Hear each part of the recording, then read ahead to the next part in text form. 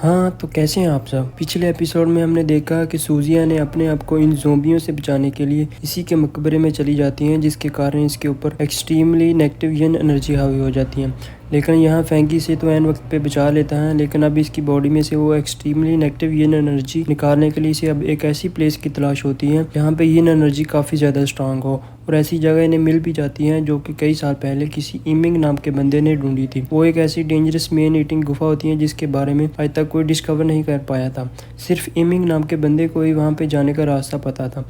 अब आगे एपिसोड शुरू होता है और ये सभी इसी इमिंग को ढूंढने जा रहे थे, जहाँ पे सूजिया काफ़ी ज़्यादा परेशान होती है कि सिर्फ इसी के कारण इनके दोस्तों को इतने बड़े खतरे में जाना पड़ रहा है। जिस पे फेंगी इसे बताते हुए कहता है कि अगर वो इस रात सूजिया के साथ चले जाता तो उसके साथ ऐसा कुछ नहीं होता।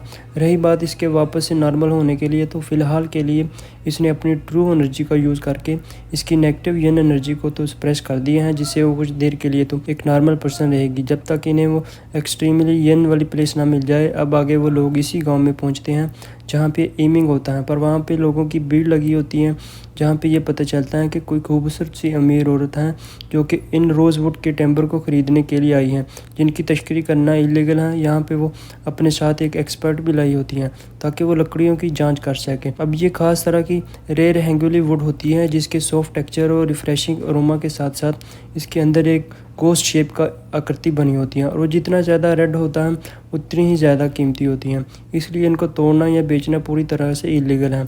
आगे वो एक्सपर्ट इस अमीर औरत से कहता है कि ये लकड़ी इतनी ज़्यादा वैल्यूएबल नहीं है, जिस पे वो अमीर औरत इसी बंदे को जिसने इस लकड़ियों को लाने में अपनी जान जोखिम में डाल दी थी 80,000 का मुआवजा देती है, ये कहते हुए कि ये इतनी ज़्यादा प्रीशियस और वैल्यूएबल नहीं है, तब भी तुम मेरी सिंसियरिटी देख सकते हो कि मैं इन्हें खरीद ले रही हूँ। अब वो जो बंदा होता है और कोई नहीं बल्कि इमिंग ही होता है, जो उससे कहता है कि अगर मेरे ग्रैंड डॉक्टर के इलाज की बात ना होती तो वो इन लकड़ियों को कभी नहीं काटता, फिर इन्हें हार्वेस्ट करने के लिए और कई साल देता ताकि बाद में इन्हें काटने पर इसकी 4 गुनी कीमत ज़्यादा मिलती।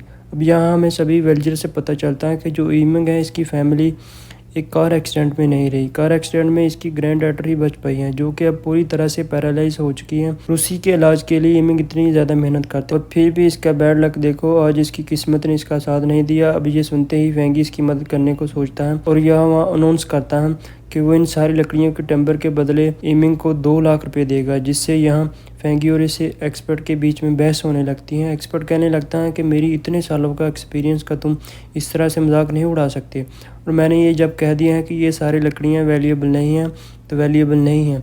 जिस पे फेंगी और इस एक्सपर्ट में एक शर्त लग जाती है कि अगर इन लकड़ियों के लठे को नाराब कर दिया जाए तो इसकी कीमत 2 लाख से भी कई ज़्यादा होगी, और अगर ये वैल्यूएबल ना निकली तो तब भी वो 2 लाख रुपए का ऑफर इस इमिंग को ही दिया जाएगा। इन सारी लकड़ियों के बदले में अब इनकी इस पेट पर भी यहाँ सूजियो बेट लगा लेती हैं कि अगर इस एक्सपर्ट और फेंगी दोनों में से जिसके बाद सही निकली तो इसे मैं 5 लाख रुपए का नाम दूंगी, जो कि मेरे इस कार्ड में है। इस पे वो एक्सपर्ट अब इन लकड़ियों में से एक लट्ठे को चूज़ करने लगता है, जिस पे वो अमीर औरत ऐसा करने से रोकती हैं और यहाँ कहती हैं कि फेंगियों को ही ऐसा करने दो, जबकि इतनी बड़ी इसने यहाँ पे बेड लगाई है। अब यहाँ फेंगी इसे एक लट्ठे को चूज़ करता है और यहाँ हम इस बाला की मार्शल आर्ट्स के पावर को देखते हैं, और अपनी इस मार्शल टेक्निक को यूज़ करते ही वो 1 सेकंड के अंदर ही इस एक लकड़ी के लट्ठे को पूरी तरह से नरप कर देता है। वो एक्सपर्ट इसकी जांच करने लगता है तो ये बोलता है कि तुम इस रोड में तो पूरी तरह से फेल हो गए, तो मान लेते हैं कि इनमें थोड़े से स्ट्रक्चर बन रहे हैं, इसलिए इनकी कीमत 1 लाख रुपए से ज़्यादा नहीं होनी चाहिए। इस पे फेंगी से कहता है कि अभी तुमने दूसरा राउंड देखा ही कहाँ, तो मेरे हिसाब से इनकी कीमत 2 लाख रुपए से ज़्यादा है। तो आगे वो एक और टेम्पर निकालता है और इसे बीच से ही काट देता है। इसके अंदर से इसे गहरे लाल रंग को दिखाई देता है, जो कि एक गोस्ट फेस की शक्ल बनाता है। वो जो एक्सपर्ट होता है इसे देखते ही लड़खड़ा जाता है, इसके मुंह से बस यही निकलता है कि वो इसके लिए 4 लाख रुपए देगा। तभी वो अमीर औरत उठ खड़ी होती है और यहाँ पे अनाउंस करती है कि वो इन सारे टेम्बर के लिए इमिंग को 1 मिलियन देगी। तभी हम देखते हैं कि फेंगी एक विलेजर से पूछ रहा था कि ये इमिंग वही है ना जिसने कुछ साल पहले इस डार्केस्ट गुफा को डिस्कवर किया था। अब जैसे ही वो विलेजर इस गुफा का नाम सुनता है, यह मानो वो ऐसे बिहेव कर रहा है जैसे इसने कुछ सुना ही नहीं है, और उसे आंखें चुरा के वहाँ से चला जाता है। आगे वो अमीर औरत अपने आप को यहाँ इंट्रोड्यूस करती है कि इसका नाम सुजन है और वो इस पूरे कॉन्टिनेंट की बायशी ज्वेलरी बनाने की ओनर है। यहाँ वो फेंगी को अपने साथ काम करने का ऑफर देते हुए चली जाती हैं।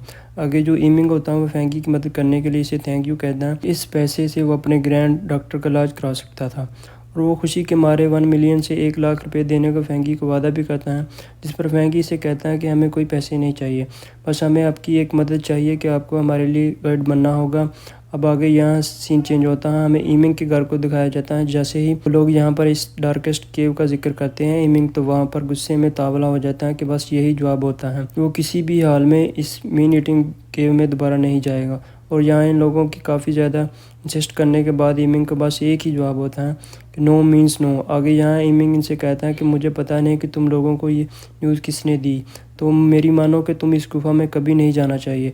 इस पर फेंग ये यहाँ पूरी सच्चाई इन्हें बता देता है कि इन्हें किसी भी हाल में इस गुफा में जाना होगा ताकि वो सूजिया की बॉडी के अंदर से एक्सट्रीमली नेगेटिव एनर्जी को बाहर निकाल सके। इस डायनेस्टी के ताइची एरिया को इसके अंदर से पूरी तरह से ख़त्म करने के लिए इन्हें इस डार्केस्ट केव में जाना ही होगा। अब इतना शोर सुनते ही इसकी जो ग्रैंड डॉटर होती है वहाँ पे आ जाती है। इसे देखते ही फेंगी से कहता है कि वो इसके ग्रैंड डॉटर को हील कर सकता है। और अब कुछ देर के बाद हम फेंगी को इसके ग्रैंड डॉटर के साथ बाहर निकलता देखते हैं, जब आप अपने पैरों पर खड़ी थी और चल भी रही थी। ये देख के ईमिंग काफ़ी ज़्यादा खुश हो जाता है और वो इनसे कहने लगता है कि चाहे इसमें मेरी जान ही क्यों ना चली जाए तो भी वो इस एहसान का बदला कभी नहीं चुका सकता। इसलिए इन सभी को इस मैन ईटर केव में जाने के लिए वो गाइड करेगा। अब आगे यहाँ सीन कट होता है और अगले सीन में हम उन सभी को इस केव की तरफ जाते हुए देखते हैं। इन्हें काफ़ी टाइम लग जाता है इस माउंटेन की पहाड़ी के ऊपर चढ़ने में, लेकिन काफ़ी टाइम गुजरने के बाद वो इसकी चोटी पर पहुंच ही जाते हैं, जहाँ ईमिंग अपनी ग्रैंड डॉटर के लिस्ट को कवर करने के लिए इन्हें फिर से थैंक यू कहता है, क्योंकि इसके लिए ये किसी मिरेकल से कम नहीं था। और इसी कारण ईमिंग आज अपने पूर्वजों को नाराज करते हुए इस इमोर्टल शरीन के नज़दीक इन सभी को ले जा रहा होता। इस जर्नी में फैटी पूरी तरह से एग्जॉस्ट हो चुका था और वो आखिरकार इन सीढ़ियों से ही गिर जाता है। लेकिन तभी हम देखते हैं कि इनकी तरफ एक जंगली बालू तेजी से दौड़ता हुआ आता है। यहीं पर एपिसोड खत्म हो जाता है। अब अगले एपिसोड में हम देखेंगे कि इनके साथ इस गुफा में क्या होने वाला है। ये जानने के लिए आपको हमारे ही चैनल पर इस सीरीज़ को कंटिन्यू करना होगा। और अगर वीडियो ज़रा सी भी अच्छी लगी हो तो लाइक और सब्सक्राइब कर देना। तो प्लीज़ सपोर्ट करें। हाँ तो ठीक है, फिर मिलते हैं अगले एपिसोड में।